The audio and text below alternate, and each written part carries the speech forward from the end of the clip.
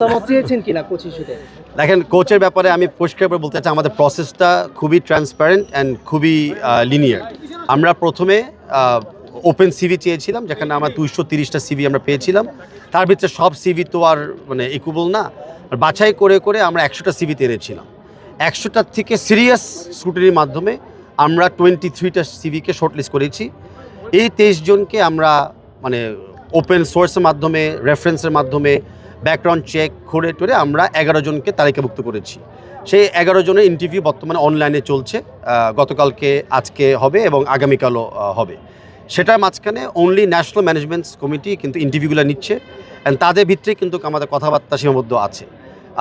National teams management committee যখন 11 জনের interview চূড়ান্ত করবে, তখন আমরা হয়তো এক্সিকিউটিভ কমিটিতে নিয়ে একটা ফাইনাল কোচের সিদ্ধান্ত আমরা নিব। এটা হলো আমাদের বর্তমান প্রক্রিয়া। এই প্রক্রিয়াতে এটার বাইরে কারোর সাথে ওরকম কোনো কনসালটেশনও হচ্ছে না বা কাউকে অন্তর্ভুক্ত করা হচ্ছে না।